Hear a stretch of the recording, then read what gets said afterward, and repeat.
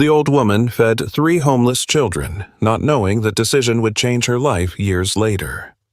Smoke from the pot rose slowly, mixing with the smell of hearty soup and fresh rolls. Mrs. Eleanor's cart was humble, but spotless. An old metal stand, a faded canopy, a sizzling grill, and jars of ketchup and mustard lined up like little soldiers. All around was the noise of the city. Cars honking, hurried footsteps, a distant siren, and voices crossing paths without making eye contact. Mrs. Eleanor had working hands with tiny little burns and tired nails. She adjusted her stained apron and served a bowl to a customer who had known her for years. "God bless you, Mrs. E," the man said, leaving a few dollars. She barely smiled. It wasn't a big smile. It was one of those smiles that doesn't last long because life doesn't give you a break. "Hope you enjoy it, son," she replied. When the customer left, Mrs. Eleanor looked at the little cash box. It wasn't full. It never was. And today, it seemed even lighter. Sales were down because of roadwork on the block diverting people, and some new food truck that had set up 2 streets away with flashier signs and gourmet options. Even so, Mrs. Eleanor kept going. She always kept going. It was close to 6 when the sun started to dip and the canopy's shadow grew longer. That's when she saw them. 3 kids. They weren't running like the others. They weren't speaking loudly. They were sticking close to each other as if the world was too big to walk through alone. All 3 had the same face. Dark eyes, sharp cheekbones, messy black hair. They looked like dusty mirrors. Their clothes were worn out, way too big, and their sneakers had lost their shape. They didn't have backpacks. They didn't have an adult. They just had hunger. Mrs. Eleanor looked at them once, without making a scene. She didn't clutch her chest. She didn't make a drama out of it. She just looked at them the way you look at something that hurts because it's real. The kids stood there, 2 meters from the cart, not daring to get any closer. One of them, the one in the middle, took a step forward and spoke softly. "Ma'am, do you have anything left over that you can't sell?" Mrs. Eleanor held the ladle in mid-air. She'd heard that phrase before, from other kids in other years, but there was something different about these ones. They weren't asking with a scheme. They were asking with shame. "Do you have a mom?" she asked, without accusing them. The 3 of them looked at each other like the question was a physical blow. "No," said the middle one, and his voice barely cracked. "We don't." Mrs. Eleanor swallowed hard and looked at the pot. She looked at the ready bowls, she looked at the little cash box, and then she looked at the 3 children again. The one on the right looked down. The one on the left pressed his lips together as if he was trying not to cry. Mrs. Eleanor took a deep breath and made a decision. It didn't feel heroic to her. It felt simple. "Come here," she said, motioning with her hand. "Come closer. I don't bite." The 3 of them approached slowly, as if they were afraid it was a trap. Mrs. Eleanor served them 3 small portions with what was left. They weren't full bowls like for an adult, but they were hot, and when you're hungry, warmth is a promise. The children sat on the plastic stools, right next to each other. They ate fast at first, anxiously, and then slower, as if their bodies finally realized that, yes, there was going to be food in their stomachs. Mrs. Eleanor watched them eat and felt a knot in her chest she couldn't explain. Maybe it was the memory of her own son, maybe the exhaustion of so many years, or maybe that bitter thought that no one should see 3 kids eating like it was their last chance. "What are your names?" she asked, trying to keep her voice from shaking. The 3 looked at each other again. "I'm Matthew," said the first one. "I'm Gabriel," said the second one, the one in the middle. "And I'm Daniel," said the third. Mrs. Eleanor nodded slowly, etching those names in her mind like someone guarding something they don't want to lose. "And where do you sleep?" she asked. The 3 of them looked down. "Wherever we can," Gabriel murmured. Mrs. Eleanor tightened her fingers around the ladle. She looked around. People were passing by, buying things, not looking. A couple crossed the street laughing, not noticing the kids. A man in a nice shirt barely turned his head and scowled, as if hunger was contagious. Mrs. Eleanor felt a stab of anger, and then she heard a voice behind her, cold as stone. "Mrs. E, giving away food again." She turned around. It was a man from the neighborhood, one of those types who always talks like he owns the block. Mr. Roger, the one who claimed to know the people in charge of city permits. "Don't come complaining later when you don't have enough money," he added, looking at the kids like they were garbage. The triplets sat perfectly still. One gripped the edge of his bowl, another hid his face. Mrs. Eleanor straightened up, even though her back hurt. "I'm not complaining," she said firmly, "and they are eating." Mr. Roger let out a little laugh. "You're going to fill your cart with vagrants," he muttered, "and then the inspectors come, and that's it. Goodbye." Mrs. Eleanor held his gaze without lowering her head. "Let them come," she said. "There's nothing dirty here, just hunger." Mr. Roger clicked his tongue and walked away, but his threat stayed there, floating in the air. Mrs. Eleanor watched the children. Matthew looked at her like he couldn't understand why anyone would stand up for them. Gabriel swallowed slowly. Daniel tightened his lips with held-back rage. Mrs. Eleanor lowered her voice. "Eat up," she told them. "And when you're done, tell me where you're going. I won't rest easy if I just let you go like this." The three looked at each other, and for the first time their eyes showed something more than hunger. They showed a tiny hope, like a flickering flame. Mrs. Eleanor didn't know it, but in that instant, with 3 simple bowls and a firm sentence, she had just done something that the world doesn't easily forgive or forget, because feeding 3 homeless children was an act of kindness, but it was also, without meaning to, a promise. The street remained the same. Cars passing, people buying without looking, the grill letting out that sizzle that sounded like a tired heart. But for Mrs. Eleanor, the afternoon wasn't the same anymore since the 3 kids sat on her plastic stools. Matthew, Gabriel, and Daniel finished their portions with care, as if they wanted to stretch the warmth of the food so it would last longer. They didn't ask for more, not because they didn't want to, but because they were too embarrassed. Mrs. Eleanor grabbed a napkin and held it out to the one in the middle. "Clean yourself up good, son," she said without exaggerated sweetness, just like a real grandmother would. Gabriel nodded, lowering his gaze. "Thank you, ma'am," he murmured. Mrs. Eleanor picked up the bowls slowly, looking at their small hands, and a child's hands, but with street marks, a scratch on the knuckles, broken nails, fingers a little swollen from the cold of sleeping wherever. "Right then," she said, resting the bowls on the tray. "Where do you go when the sun goes down?" The 3 looked at each other like they were agreeing without speaking. "Under the overpass," Matthew said, almost voiceless. Mrs. Eleanor felt a lump in her throat. The overpass was a known place. Shadows, cardboard, dampness. The city had those corners where people disappeared without anyone noticing. "And why aren't you in a shelter?" she asked. Daniel tightened his mouth, suspicious. "They separate us," he said directly. "They say that's the rule." Mrs. Eleanor frowned. "And you won't let them." Gabriel shook his head with a sad stubbornness. "If they separate us, we won't find each other again," he said. He swallowed hard, and being alone is worse. Mrs. Eleanor stayed quiet for a second. She looked at the pot, looked at the street, looked at her little cash box, and felt a silent rage toward those kinds of rules made from a desk and applied on the skin of children. "Okay," she said. "Fine. I'm not going to separate you either."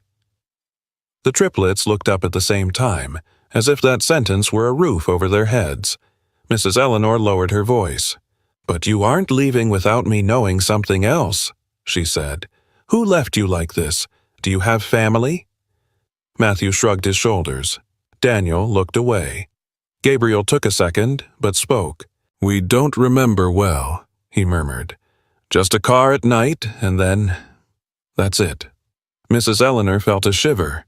It wasn't a full story, it was a fragment. And missing fragments usually hide hard things. She didn't push it. She didn't want to force the pain out. "Well," she said, "you ate today, and tomorrow if you want, you can come back, but on one condition." The 3 tensed up like they feared a payment. "Which one?" Daniel asked. Mrs. Eleanor looked at them firmly. "That you don't steal," she said.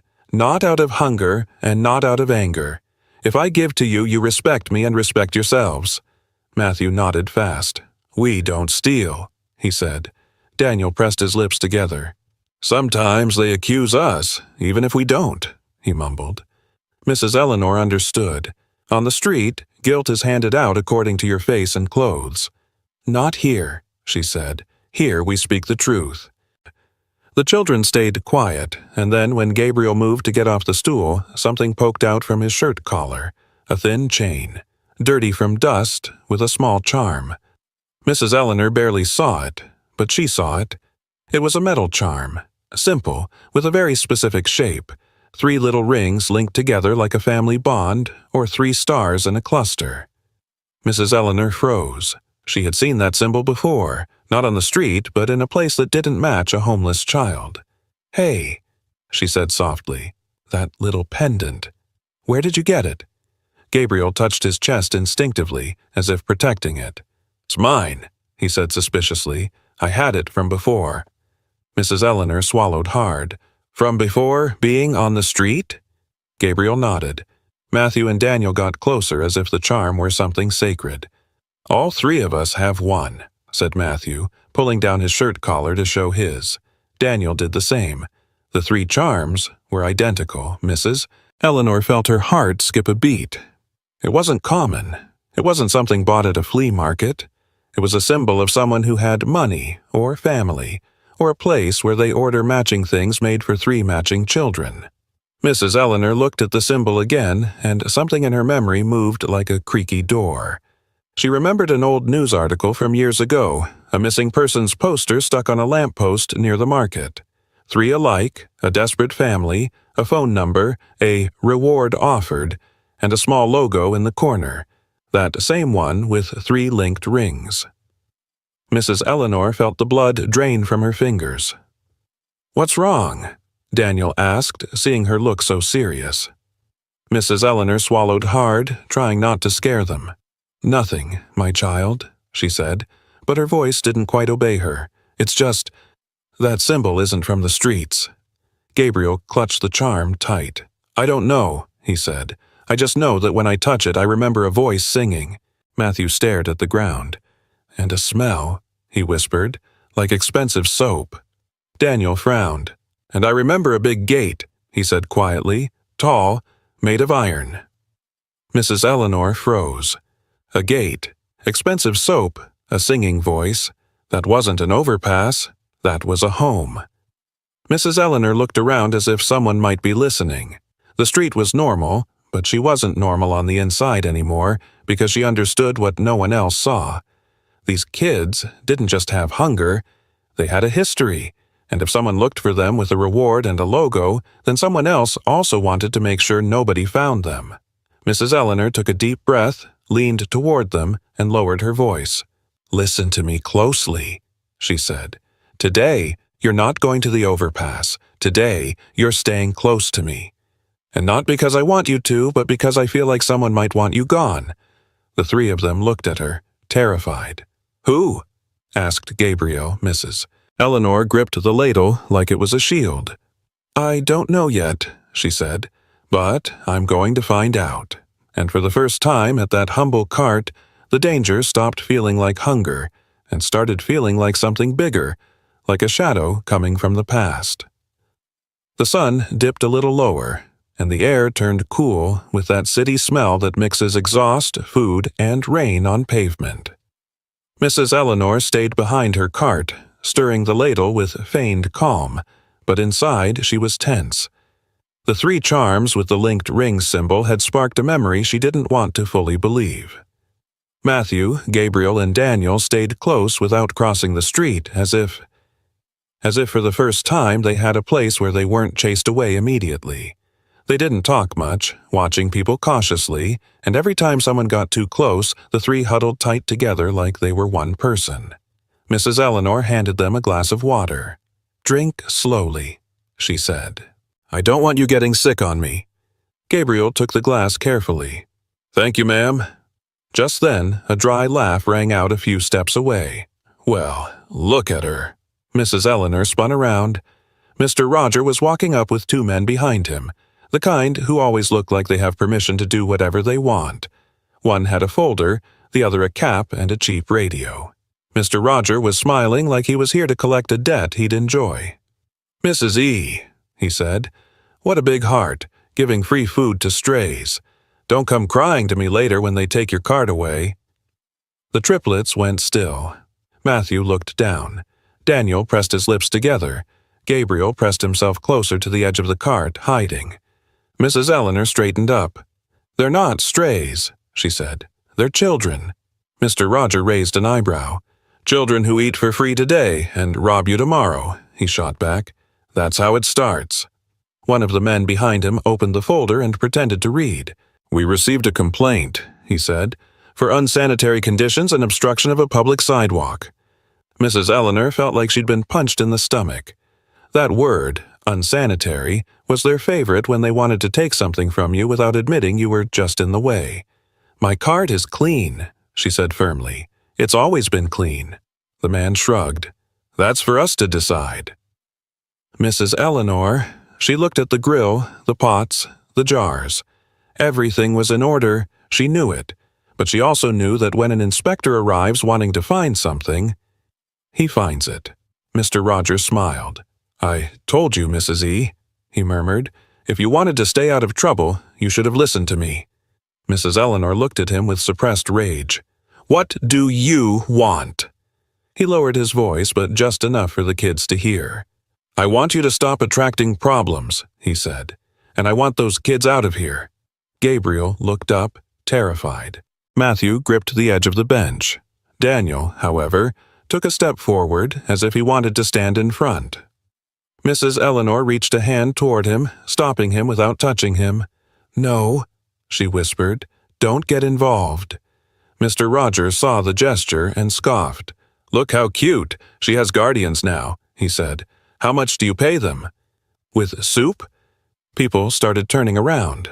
Some curious onlookers got closer, and that was the plan. Public humiliation, so shame would do the work. A lady from the nearby store muttered, "That's why this place is full of troublemakers." A man on a bike shouted out, "Call child services on them!" The children heard it and shrank down even more. Mrs. Eleanor felt the anger rising, but forced herself to speak calmly. "They haven't done anything," she said. "They're eating, that's all." The inspector with the folder walked up to the cart and stuck his nose in, looking for a stench. He grunted exaggeratedly. "Smells weird here." Mrs. Eleanor tightened her grip on the ladle. "It smells like food," she said. "Like it should." Mr. Roger took a step forward and pointed at the triplets. "You see?" he told the crowd. "This woman encourages street life. Then they go around stealing and everyone complains, but nobody lifts a finger." Daniel clenched his fists. His eyes burned with rage. "We don't steal," he blurted out, unable to hold it back. The silence lasted a second, and in that second Mr. Roger smiled. "Oh, no?" he said. "Then prove it. Let's see what you've got in your pockets." Daniel froze. Matthew looked at Gabriel with fear. Gabriel instinctively clutched his pendant. Mrs. Eleanor stepped forward, planting herself firmly. "You have no right," she said loudly. "They're just kids." The man with the radio stepped closer. "We do have the right, if there's suspicion," he said. The crowd murmured. The word suspicion was like gasoline. Mr. Roger raised his voice like he was performing a public service. "Mrs. E, don't be difficult. Either you run them off, or I run them off with the real authorities." Mrs. Eleanor felt the world crashing down on her, and in that moment, she saw something. The torn pocket on Matthew's pants, the trembling of Gabriel's chin, the desperate rage in Daniel. They were children, they were hungry, and now they had humiliation. Mrs. Eleanor took a deep breath, gathered her courage, and spoke clearly, for everyone to hear. "If you're here to take my cart, then take it," she said, "but I'm not going to chase away 3 children like they're dogs. If seeing hunger bothers you, it's because you've never felt it." The street went silent for a second. Some looked down, others shifted uncomfortably, but Mr. Roger wasn't the kind of man who felt shame. So that's how it's going to be, he said, smiling. Fine. He signaled to the inspector with the clipboard. Write this down, he ordered. Refusal to cooperate. Presence of minors in an irregular situation. Sanitary risk. Mrs. Eleanor felt her legs shaking, but she didn't back down. Then, the man with the radio took a step toward the cart, reaching in like he was going to turn off the gas or knock something over. And in that movement, his gaze locked onto Gabriel's chest, where the 3-linked rings pendant was peeking out. The man froze for a second, and his face changed. "Hey," he said in a low voice. "That symbol." Gabriel covered his chest. Mrs. Eleanor noticed it. Mr. Roger did too. "What is it?" he asked quickly, moving closer, and the man with the radio hesitated. "Nothing," he said, but it was already too late. Mr. Roger looked at Gabriel with more attention, as if for the first time he didn't see a filthy kid but something else. Something that could be worth money. And Mrs. Eleanor felt an internal alarm because she understood the real danger in that instant. It wasn't that they were being called vagrants, it was that someone had just recognized them. The words hung in the air, dangerous and small. That symbol. The man with the radio had said it almost by accident, but it was enough to send a chill down Mrs. Eleanor's spine. Gabriel covered his chest immediately. Matthew took a step back. Daniel clenched his fists as if his rage could protect them. Mr. Roger tilted his head, sniffing out an opportunity like a dog smelling meat. "What is it?" he asked, feigning curiosity. The man with the radio backed away nervously. "Nothing," he murmured. "It's nothing." Mrs. Eleanor moved fast and put herself in front of the children, shielding them with her thin body and stained apron. It wasn't much, but it was a wall. "Enough," she said firmly. "If you're coming here to make things up, make up something else. There is no crime here." Mr. Roger let out a laugh, but the laugh was no longer mocking. It was calculating. "Mrs. I just want to help you," he said. "You get into trouble for being too kind, and the street doesn't forgive." Mrs. Eleanor looked at him the way one looks at someone disguised as a friend. "I don't need your help," she replied. Mr. Roger made a gesture with his hand as if surrendering, but his gaze remained locked on Gabriel's neck. "Well," he said, "don't say you weren't warned later." The inspector put away the clipboard without fully finishing the threat. The man with the radio avoided looking at the children. The 3 of them walked away, but they didn't leave in a hurry. They left with that fake calm that says, "I saw something, and I'll be back." When they finally turned the corner, Mrs. Eleanor let out her breath as if she had been holding it since they arrived. The children remained still, not moving. "Ma'am," Matthew murmured, "we're leaving." Mrs. Eleanor looked at the street, looked at the cart, looked at the setting sun, and decided without saying it yet. "Today, you are not leaving my side," she said. "Not to the overpass, not anywhere." Gabriel's eyes went wide. "But if we stay, they'll shut down your cart." Mrs. Eleanor gripped the ladle as if it were a cane. "The cart can be lost," she said. "You cannot." Daniel lowered his gaze for a second, swallowing something down. Then he spoke with a small voice, almost ashamed. "We don't want to be a burden." Mrs. Eleanor looked at him. "You aren't a burden," she said. "You're children." The afternoon went on, 2 customers arrived, and Mrs. Eleanor served them with quick hands, as always. The children stayed to the side, quiet and watching. And in that watching, Mrs. Eleanor noticed something. They weren't street kids in the way people usually think. They didn't have the knack for stealing. They had the knack for enduring. When a customer left extra change, Matthew saw it, but he didn't reach out his hand.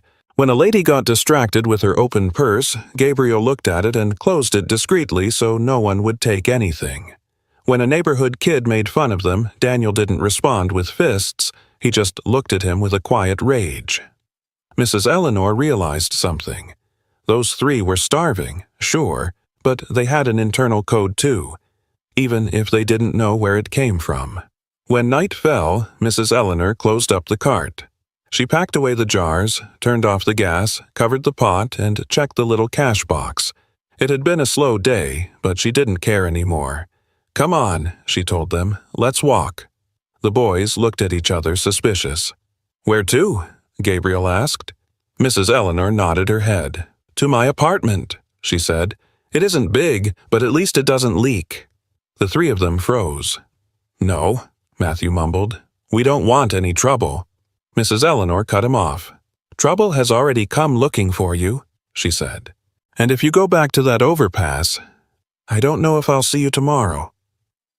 The boys stayed quiet, and that silence was a yes.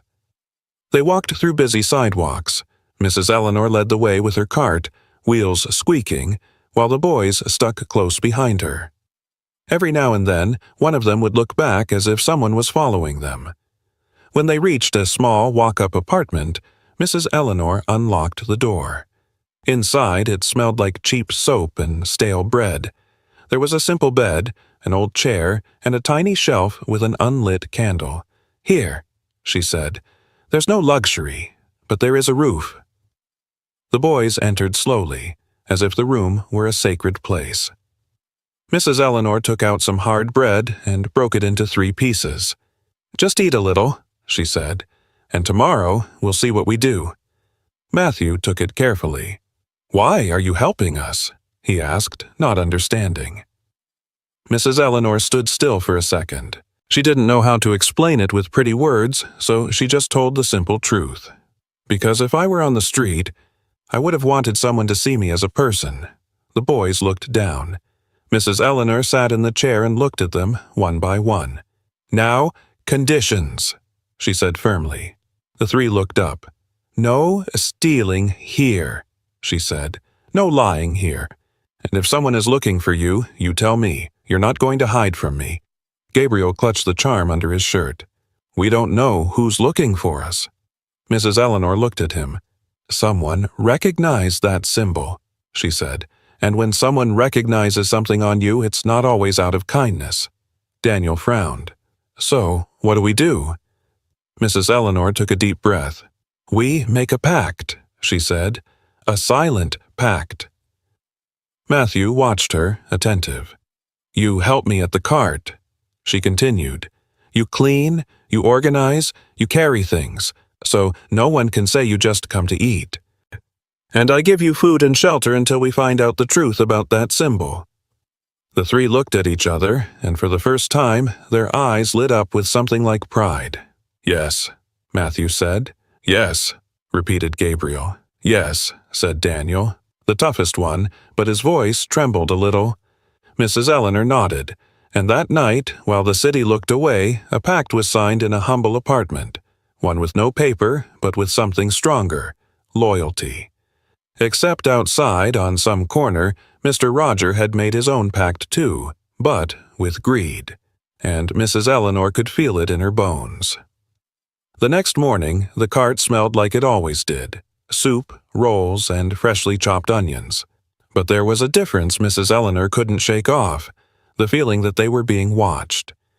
Matthew, Gabriel, and Daniel arrived early, before the sun heated up the pavement. Their hair was still damp, like they'd washed their faces with the seriousness of someone wanting to look respectable.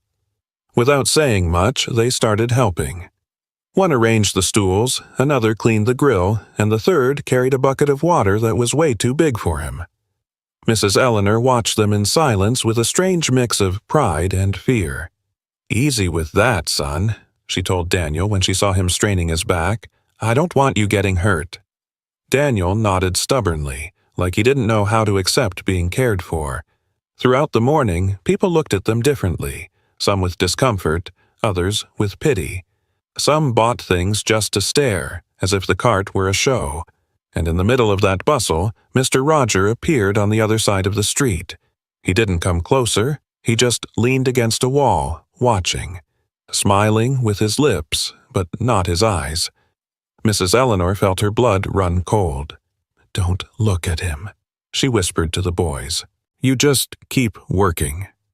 Gabriel, though, saw him out of the corner of his eye and clutched the 3-linked rings charm under his shirt, as if his skin warned him before his mind did. The day went on. By noon, Mrs. Eleanor almost relaxed. Almost. And then, during a brief pause, Matthew walked up to her, his voice quiet. "Ma'am, I had a dream last night," he said. Mrs. Eleanor looked at him. "What did you dream, son?" Matthew swallowed hard. "I dreamed they were calling us by another name," he murmured. Like we had fancy last names." Mrs. Eleanor felt a pang in her chest. "Do you remember the name?" Matthew shook his head in frustration. "It slips my mind, but I heard a song, and it smelled like expensive soap, just like Gabriel said." Mrs. Eleanor stayed quiet for a second. Then she stroked his hair clumsily, like someone not used to showing tenderness. Calmly, she said, "The important thing is that you're here with me." Matthew looked down and nodded, but that comfort didn't last long because at 2 o'clock, at 1:30, when the sun was beating down hard and the street looked like it was dozing off, a white SUV braked half a block away, then another, then a patrol car moving slowly, no sirens, like they wanted it to look normal. Mrs. Eleanor felt her heart jump into her throat. "Don't move," she told the kids fast. "Stay glued to me." The three of them got close immediately, as if they already knew this kind of danger. Two people in vests carrying folders got out of the SUVs. One had an ID badge hanging around his neck. The patrol car parked nearby. A police officer looked over without rushing, and as if the world wanted to confirm the worst, Mrs. Eleanor saw Mr. Roger walking behind them with that "I brought them" look on his face. The woman in the vest spoke first. "Good afternoon. We're here regarding a report of minors in a street situation, presumed health risk, and possible exploitation." Mrs. Eleanor felt her face burn. "Exploitation," she repeated. "I fed them." The man in the vest held up the folder. "Ma'am, we're not accusing you," he said with a mechanical voice. "We just have to verify. Do these children live with you?" Mrs. Eleanor clutched her apron. "They stayed last night," she admitted, "because they were on the street." The woman looked at the three boys and her voice softened a bit. "Boys, what are your names?" Matthew opened his mouth, but Daniel stepped forward, suspicious. "Matthew, Gabriel, and Daniel." The woman nodded, taking notes. "Do you have family? Is anyone looking for you?" Mrs. Eleanor felt the world spin a little. If she said yes, maybe they'd take them. If she said no, maybe they'd take them anyway. "I don't know," she said honestly. "I just know someone recognized a symbol they're wearing." The man in the vest frowned. "Is that so?" Gabriel instinctively covered his chest. The woman leaned in gently. "Don't worry," she said. "We're not going to hurt you, we just want to help." Mrs. Eleanor heard that phrase and still, the fear didn't go down. Not because she thought they'd hurt them, but because she knew what she'd already been told. "You separate them. Don't take them separately," Mrs. Eleanor blurted out, almost without thinking. "I beg you, if you separate them, they get lost." The woman in the vest looked at her with a mix of exhaustion and pity. "Ma'am, I don't decide that," she said. "There are protocols." Daniel clenched his fists. "No," he said, and his voice cracked. "Don't separate us." Matthew clung to Gabriel. Gabriel stood still, his gaze fixed on the patrol car. Mrs. Eleanor felt like her chest was splitting open. "Look at the cart," she said desperately, pointing. "It's clean. They help out. I'm not using them. I just couldn't leave them." And the bored policeman said, "Lady, don't make this complicated." And that indifference felt like a blow. Then the man in the vest opened his folder and showed something. A printed sheet with a logo in the corner. Mrs. Eleanor froze. 3 linked rings, the same symbol. The woman in the vest looked at Mrs. Eleanor with a new seriousness. "Ma'am, these children might have been reported missing years ago." She paused. "We have to take them into protective custody to verify their identity." Mrs. Eleanor felt her legs go weak. "Missing," Mr. Roger whispered behind them, smiling like he'd just won the lottery. "See, Mrs. E," he said, "you sticking your nose where it doesn't belong." Mrs. Eleanor looked at him with a silent rage. "It was you," she murmured. Mr. Roger shrugged. "I just reported it," he said, "for the good of the children." A lie wrapped in goodness. The Vests approached the triplets calmly, without aggression, but firmly. The boys took a step back, clinging to Mrs. Eleanor. "Ma'am," Matthew said with a trembling voice, "you're going to leave us." Mrs. Eleanor felt something inside her break. "No," she said, swallowing hard, "I'm not going to leave you." The woman in the vest looked at her. "You can come with us to the office if you want," she said, "but you can't stop the custody order." Mrs. Eleanor nodded fast. "I'm going," she said. "I'm going with them." In that moment, Daniel turned toward the card as if he wanted to memorize it. Gabriel squeezed his pendant. Matthew looked at Mrs. Eleanor like someone holding on to the only thing they had. They put them in a van, together for now. Mrs. Eleanor climbed in too, shaking, with her apron still on. The door closed, and when the vehicle started, Mrs. Eleanor saw through the window Mr. Roger staying on the corner, watching them leave with satisfaction. Mrs. Eleanor pressed her lips together because she understood it wasn't help. It was a move. Someone had activated something big, and now the children were no longer under her watch. And that day, in seconds, Mrs. Eleanor lost what she had barely started to care for.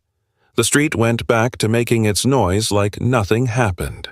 That was what hurt the most.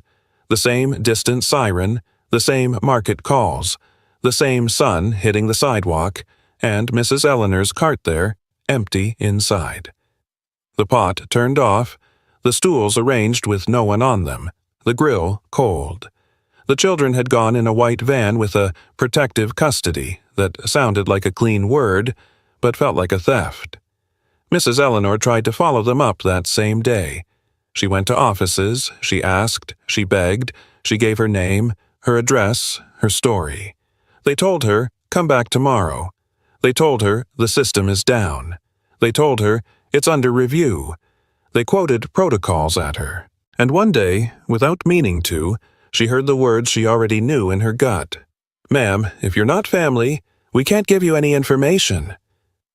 Mrs. Eleanor walked out of there like someone who'd just lost a limb. Still walking, but incomplete. The food cart kept going, because when you need to survive, you don't get much time to cry. The next day, she lit the grill again, made rolls, heated the pot. But every time she heard little footsteps getting closer, her heart would light up and then go dark. Because it wasn't them. Matthew, Gabriel, Daniel. Their names stuck in her like 3 sweet thorns. Weeks went by, then months.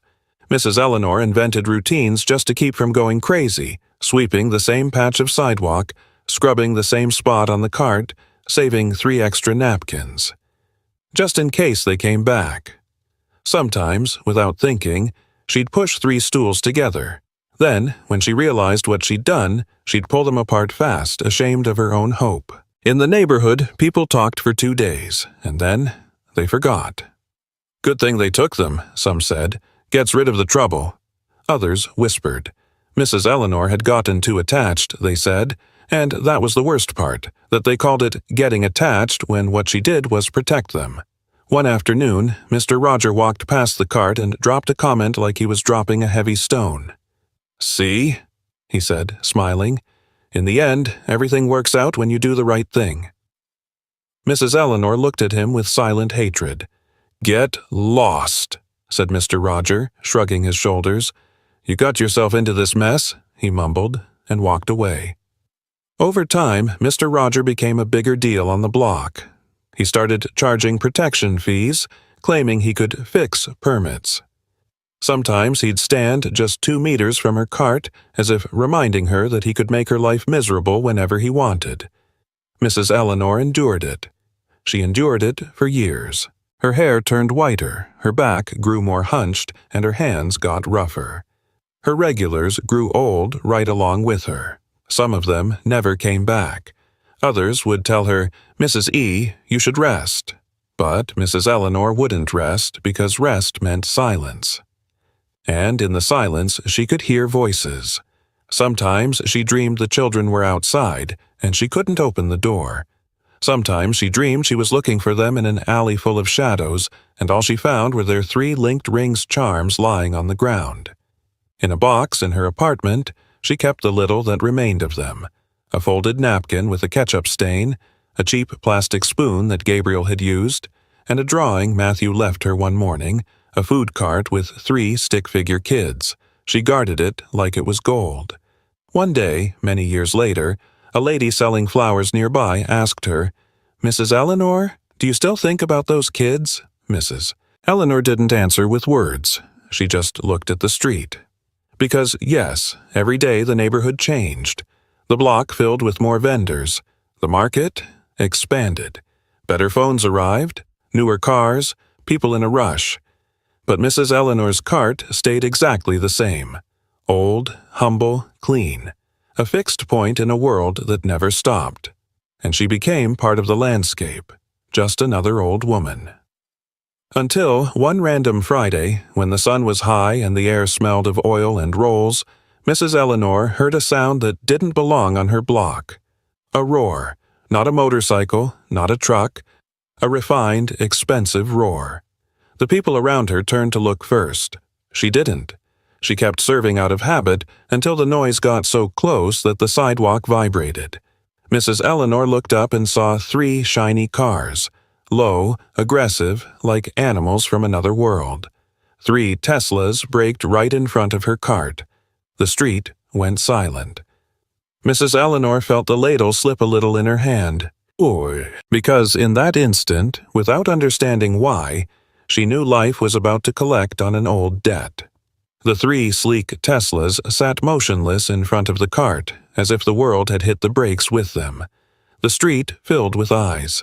People who usually walked past without looking stopped now, raising their phones, whispering. Loose phrases floated in the air. Who died? What are they going to buy here? No way they know Mrs. E. Mrs. Eleanor held the ladle with a trembling hand, not from excitement yet, but from fear. Because in her life, whenever something shiny appeared suddenly, it almost always brought bad news. One of the cars cut its engine, then the second, then the third. The silence that followed was strange, heavy, like inside a church. Mrs. Eleanor didn't move. She watched the cars the way you watch a storm, waiting for the lightning to strike. And the strike wasn't a noise, it was a memory. Because in that instant, the black reflection of the cars threw back her own image. A thin, hunched old woman with a stained apron, her face marked by the sun and the years. A woman who had spent too much time swallowing her words. The past crashed down on her without asking permission. It wasn't just the children. It was everything Mrs. Eleanor had learned to bottle up just to keep living. She had been young once. She'd had a small house with a yard. She once had a husband who smelled of earth and bar soap, a hard worker with strong hands. His name was Mr. Julian. He wasn't rich, but he was one of those men who always come back, no matter how tired they are. Until one day, he didn't. An accident, an ambulance that arrived too late, a hospital that only helped when it could. Mrs. Eleanor watched him fade away without the money to buy miracles, and she was left alone with life weighing heavy in her hands. Then came her son, her only son, Stephen. Stephen was her pride and her fear. He grew up watching his mother work and swore that one day he would get her off the streets. He studied a little, worked a little, and one day he left for the big city to look for opportunities. Mrs. Eleanor would pack him food in a napkin when he came to visit, as if he were still a child. But the city doesn't forgive those who go without someone watching their back. Stephen got into a bad job with bad people. Just for a while, he told her over the phone, just to save up and come back. Mrs. Eleanor didn't understand those worlds, but she understood the tone of someone who is scared and doesn't want it to show. One day, Stephen stopped calling. Mrs. Eleanor searched for him with everything she had, her feet, her voice, and her shame. She went to stations, to offices, to churches. They told her the same thing they would tell her years later with the Triplets. If you aren't family with papers, we can't help. Mrs. Eleanor was left with the hollow space in her home. And then the worst part happened. The people, the street, the neighborhood started to talk. Her son ran off. Her son was a thief. Her son left her for another woman. Mrs. Eleanor never knew the whole truth. She only knew that when loneliness moves in, it starts bending you from the inside. That's why, when she saw Matthew, Gabriel, and Daniel that afternoon, starving, it wasn't just kindness. It was one wound recognizing another wound.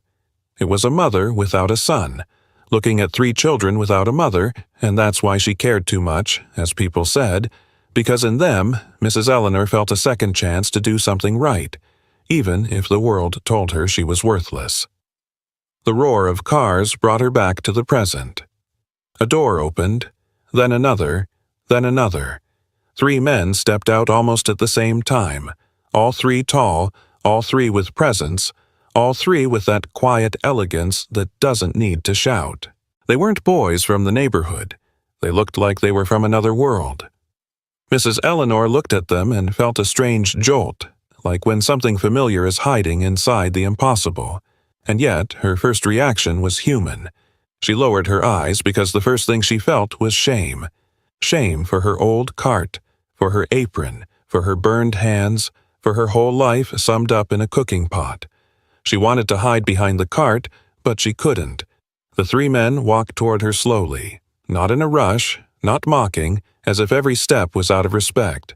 Mrs. Eleanor gripped the ladle tight. What can I get you?" she asked with a small voice. The man in the middle looked at her with held-back emotion, as if it hurt him not to break down right there. "Mrs. Eleanor," he said softly. She looked up, and in that gaze something opened, an invisible thread, because those eyes were the same ones she had seen on 3 dirty faces years ago under her canopy. Mrs. Eleanor felt her chest fill with air and then empty out. She didn't say anything. She couldn't. The 3 men stopped in front of the cart, and the one in the middle, his voice trembling as if he finally allowed himself to feel, let out a sentence that split her world in 2. "We didn't forget you." Mrs. Eleanor felt her knees go weak, and in her head, like an old echo, the 3 names returned. Matthew, Gabriel, Daniel, but she still didn't dare believe it, because Mrs. Eleanor had already lost too much, and the heart, when it has lost too much, learns to suspect even miracles. The sentence hung suspended between the smoke of the grill and the sleek shine of the cars. "We didn't forget you." Mrs. Eleanor squeezed the ladle like it was a lucky charm. She looked the 3 men up and down, trying to find the lie, while at the same time her heart clung to a dangerous idea. And what if it is them? The street had turned into a stage. There were people recording. Some came closer without shame.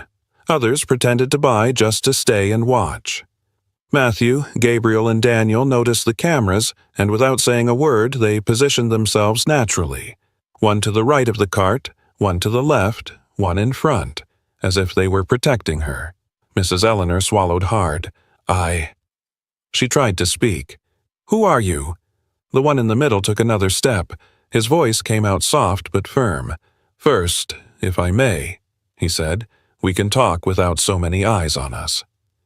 Mrs. Eleanor looked around. The stares went right through her, and then she felt that old fear come back. The same fear from when they took the children, the same fear of the protocols and papers of those in charge. And, as if fear called out to fear, a familiar, poisonous voice was heard from behind. Well, look at you now. Looks like you hit the jackpot, Mrs. E. Mrs. Eleanor turned around. Mr. Roger came walking up with his usual smile, the kind that doesn't ask permission to intrude. He had his hands in his pockets, confident, as if the street still belonged to him. The people looked at him with curiosity. He puffed himself up. "How nice," he said, raising his voice a little. "You help the community, right? And then the rewards come rolling in." Mrs. Eleanor felt her blood boil. "Get out, Roger," she said dryly. Mr. Roger let out a laugh. "I'm just here to say hello," he said, "and to ask something." He looked at the 3 men.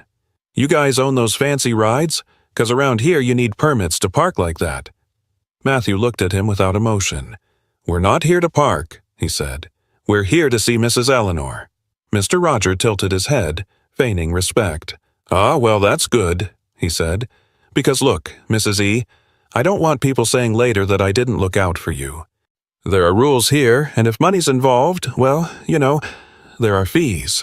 Mrs. Eleanor clutched her apron. She knew that word. Fees meant extortion with a smile. Gabriel took a step toward Mr. Roger without raising his voice. "You're charging fees to an old lady?" Mr. Roger asked. He laughed, acting like it was nothing. "Don't get confused, young man," he said. "I don't charge. I help manage things, keep everything in order here." Mrs. Eleanor understood. Daniel gave Mr. Roger a dry look. "And did you help the day they took 3 kids away too?" The tension could be cut with a knife. Mr. Roger blinked for a fraction of a second, but Mrs. Eleanor saw it. His smile went stiff. "What kids?" he asked, feigning ignorance. "I don't even remember." Mrs. Eleanor felt a chill run down her spine. The triplets looked at each other as if confirming an old suspicion. Matthew spoke calmly. "We remember." The crowd around them murmured. Some people moved their phones closer. Mr. Roger threw his hands up, theatrical. "Oh, no," he said. "Don't go trying to blame me for things now. I'm a decent citizen." Mrs. Eleanor stepped forward, trembling with rage. "You pointed them out," she said, almost in a whisper. "You brought those people here." Mr. Roger smiled, but now it had an edge to it. "Mrs. E., don't get yourself into trouble," he said quietly, just for her. "It's in your best interest not to stir up the past, especially now that there's money involved." That sentence felt like a punch, because it wasn't just a threat, it was a warning. He saw an opportunity. Matthew heard it too, and his voice was firm but steady. "There's no money involved here. There's a moral debt, and you're not going to cash in on it." Mr. Roger shrugged, but his gaze turned dark. "Look, young man, I don't know who you are," he said, "but this block has an owner, and that owner is the law. If I make a call, inspectors show up, and it's bye-bye cart.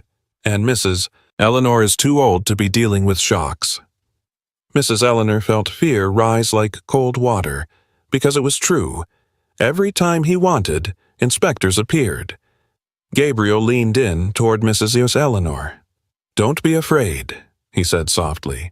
"You're not alone today." Mrs. Eleanor looked at him, and those words caused a beautiful kind of ache. Because for years she had been alone, and loneliness makes you obey out of sheer exhaustion.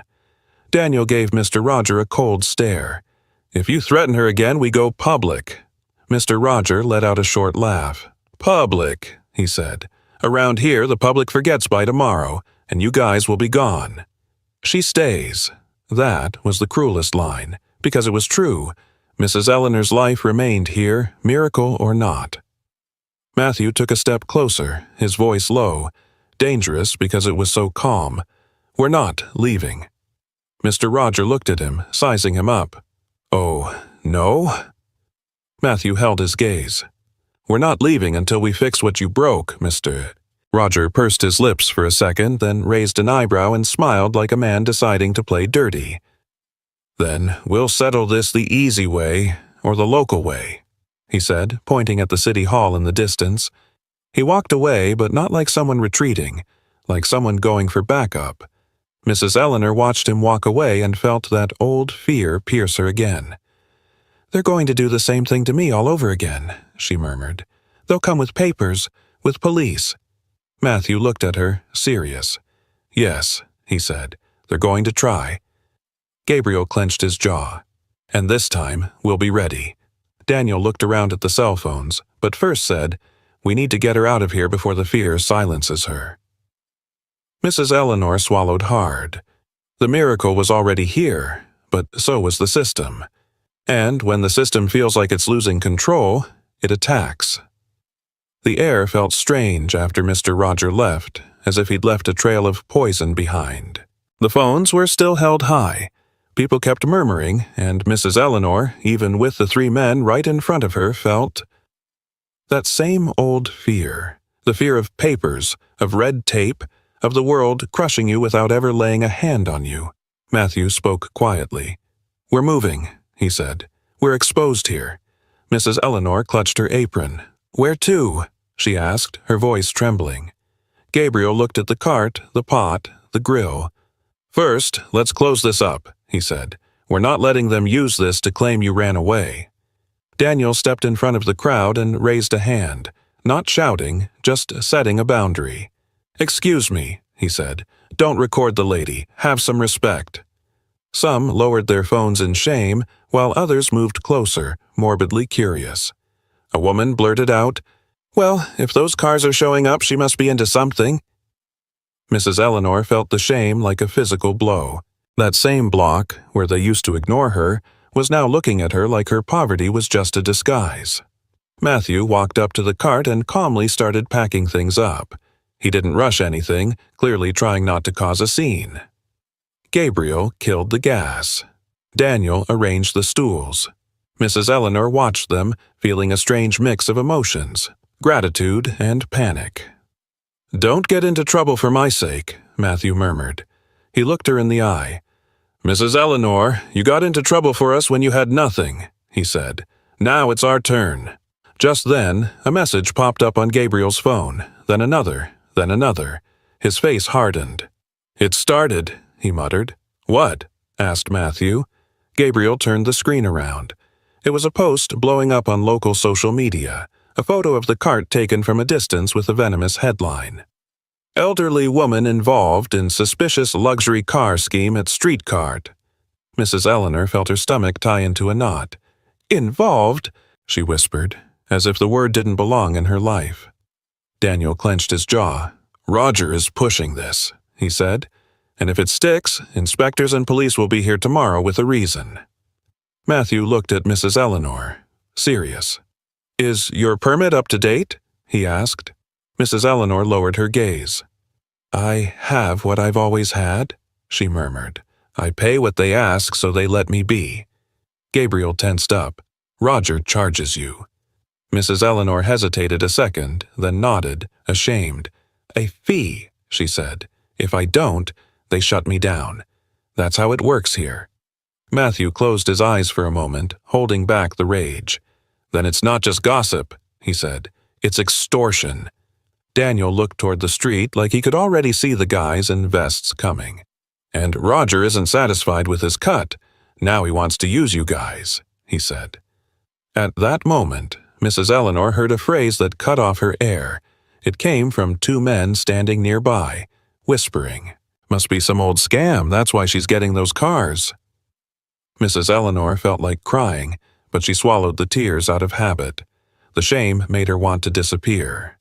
Matthew noticed, and that's when the shift happened.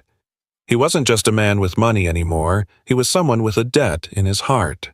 "It's over," he said, and his voice wasn't soft anymore. Gabriel looked at him.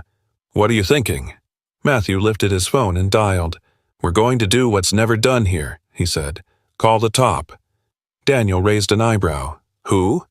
Matthew answered without showing off, just with decision. "The district attorney and a major news outlet. Today, with proof." Mrs. Eleanor looked at him, terrified. "No, don't do that," she whispered. "Here, when you talk, you pay for it." Matthew leaned toward her with respectful firmness. "Mrs. Eleanor, you've already paid for years," he said. "With fear, with loneliness, with silence. Now we're going to collect with the truth." Mrs. Eleanor felt something inside her break loose. Gabriel quickly opened another screen on his phone, an old photo saved like treasure. It was blurry, but you could see a newspaper clipping with 3 identical little faces. In one corner, the 3 linked rings. "I kept this as long as I could," he said quietly. "Didn't know why, but I kept it." Daniel pressed his lips together. "So, the story doesn't start today," he murmured. "It starts the day they erased us." Mrs. Eleanor looked at them, and for the first time she understood without anyone saying it all. If those men were the boys, then the system didn't just humiliate her, it stole their lives too. And if Mr. Roger was involved, he wasn't just a nosy neighbor, he was a key piece. Matthew hung up the call and looked at the other 2. "Done," he said. "They're on their way." Gabriel swallowed hard. "So there's no turning back." Daniel looked toward the city hall in the distance, like someone watching a storm. "Let whoever needs to come," he said. "This time they won't separate us." Mrs. Eleanor squeezed her apron, trembling with the block full of eyes on her. Because the shame was already running through the city, and what was coming wasn't just an inspection, it was the final attempt to bury her in a rumor. It didn't even take an hour. The rumor was already in several groups, on neighborhood pages, in venomous comments, and when people smell blood, they become experts at inventing. Mrs. Eleanor tried to keep working out of pure habit, but her hands were shaking. Every customer who approached brought a different look: curiosity, suspicion, morbid fascination. The cart that was always invisible now was a spotlight.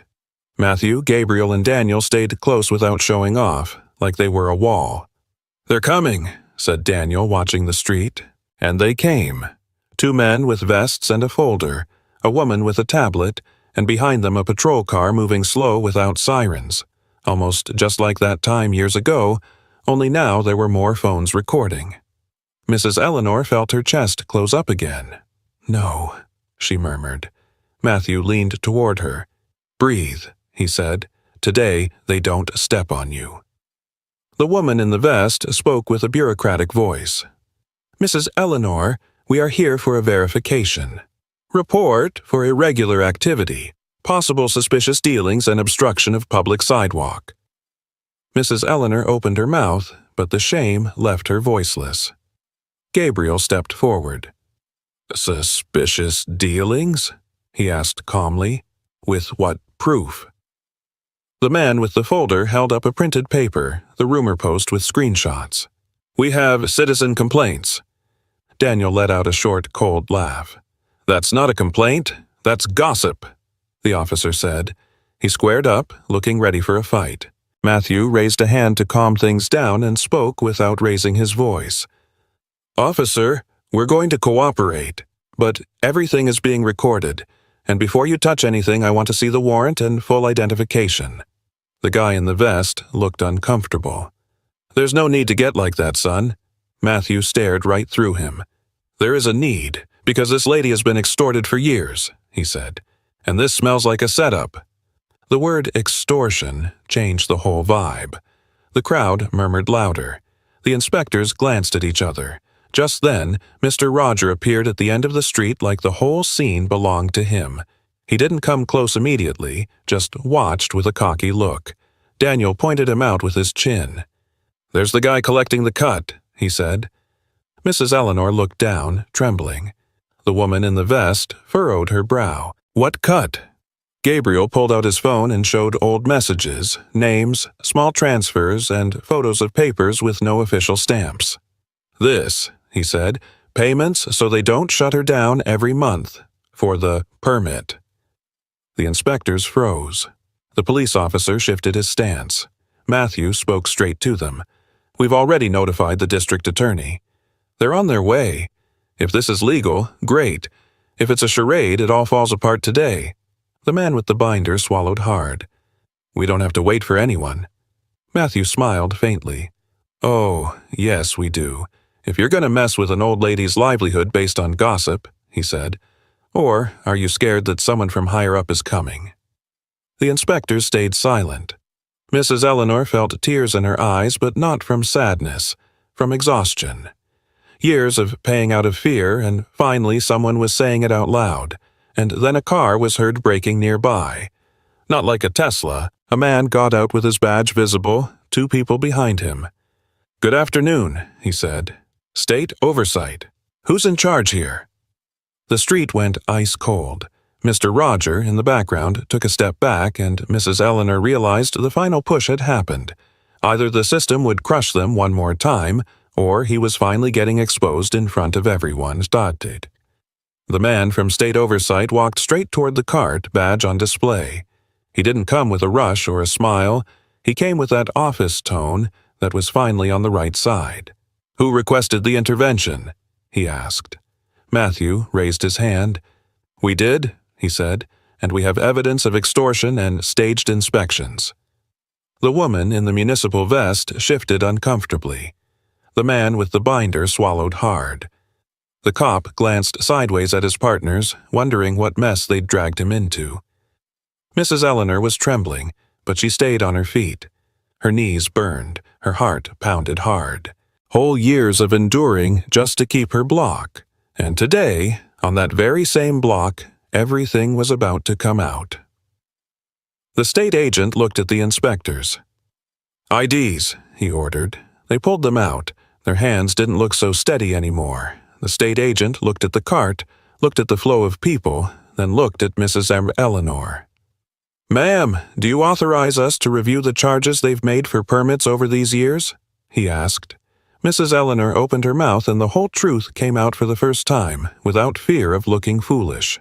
"Yes," she said. "I paid because if I didn't pay they'd shut me down. Roger always told me that." The murmur of the street turned into a roar. "Roger! Mr. Roger charges a lady." In the back, Mr. Roger tried to smile, but the smile didn't fit anymore. "Don't make things up," he said, raising his voice. "I was just helping the lady with her paperwork." Gabriel stepped forward and showed the phone to the state agent. Messages, dates, amounts, a voice note where the veiled threat could be heard clearly. "If you don't pay, they raid you tomorrow." The state agent didn't even flinch. "That is extortion," he said dryly. The municipal cop swallowed hard.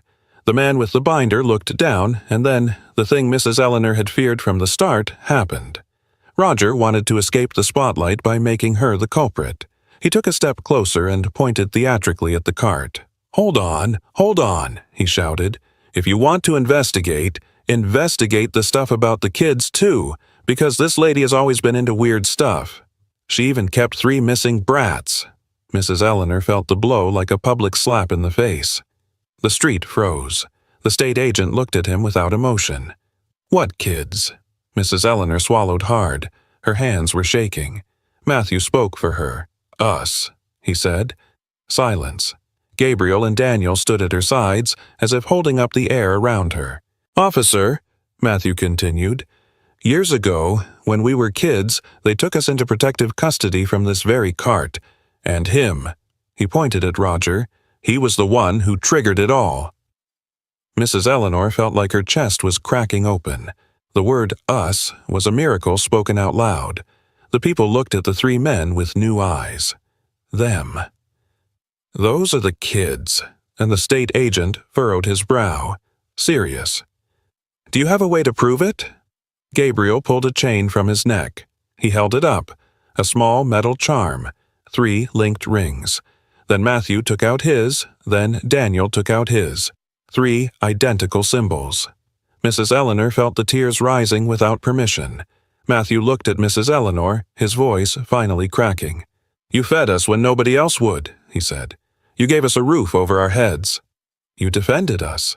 You were the closest thing to a family we had." Mrs. Eleanor pressed her hand to her chest. I just," she tried to say, and then she broke. Not with screams, but with that silent weeping of someone who has held it in for years. "I looked for you," she whispered. "I looked for you so hard. Nobody would tell me anything. They told me I wasn't family, and I was left with nothing but your absence." Daniel lowered his head, holding back his rage. "They separated us for a while," he admitted, "but we found each other again, and since then we made a promise to come back for you." The street wasn't murmuring anymore. The street was listening. Roger, seeing everything crumbling down around him, tried to spin the narrative. "Just stories," he said. "Anyone can make that up." The state agent raised his hand. "Sir, that's enough," he said. "We have wire transfers, voice notes, witnesses, and proof of intent to manipulate an operation. You are under arrest for extortion and fraud." Roger froze. Arrested. He stammered, looking at the inspectors as if searching for salvation. "You guys know." The inspectors looked down. Nobody saved him. The police officer stepped forward, and there it was. Poetic justice.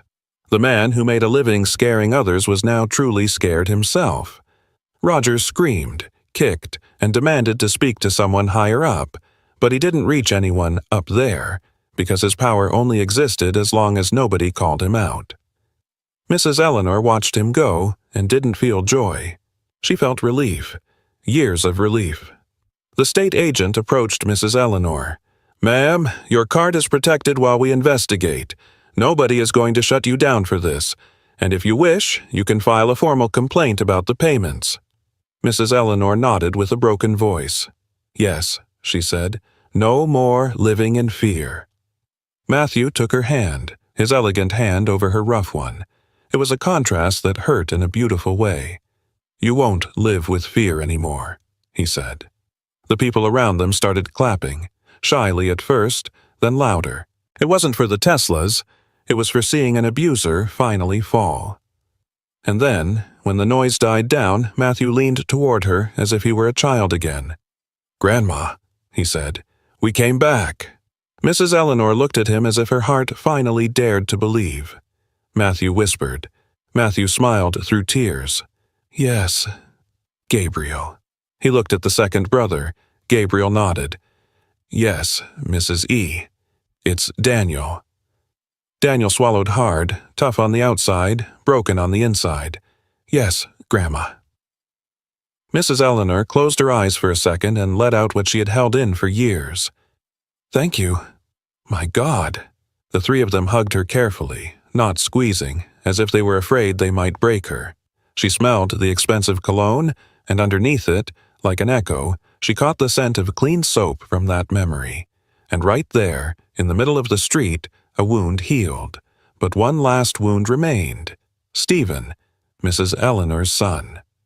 Matthew looked at her, serious. "Mrs. E," he said. "Is there something else?" "Something you deserve to know." Eleanor tensed up. "What?" Gabriel took a deep breath. "Years ago, when they were moving us from place to place, a man helped us at a bus station. He gave us bread, told us to look for a lady at a food cart, and gave us your name, Mrs. Eleanor." Mrs. Eleanor lost her breath. "Who was that man?" she whispered. Daniel lowered his voice respectfully. "His name was Stephen." The world stopped for Mrs. Eleanor. "No," she murmured, "my son."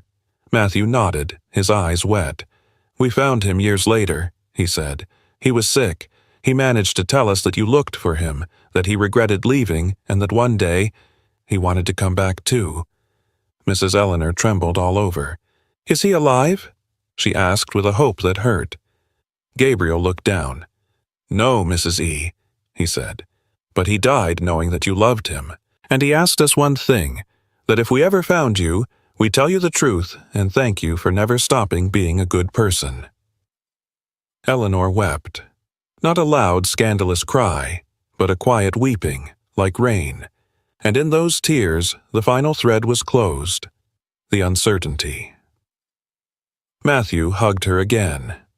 "You didn't lose your life by being good," he said. "You won it. You won us." Days later, Mrs. Eleanor's cart was still on the block, but no longer out of necessity, out of identity. The Triplets didn't whisk her away to a mansion to show her off. They fixed up her small apartment, set up security, renovated her cart, and bought her a cozy, legal kitchen with all the paperwork in order, all without taking away her place. They even added a small community garden nearby, where local kids could learn to grow veggies as a way to honor her kindness and prevent more children from ending up on the streets. Roger faced charges. The inspectors were investigated, and the neighborhood learned something they never learn until they see it. That abuse ends when the victim stops staying silent, and when someone with power decides to use it to protect, not to crush. One afternoon, Mrs. Eleanor served a bowl again. This time, she served it with hands that trembled less. She looked at Matthew, Gabriel, and Daniel sitting on 3 stools, just like years ago. "What do you want to eat?" she asked. And her voice wasn't one of fear anymore.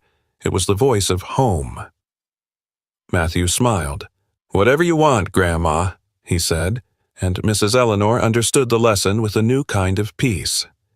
Sometimes, a shared meal doesn't just fill the stomach. It brings families back. Please comment your impressions and opinions in the comments. I'd be really happy if you left a like, M.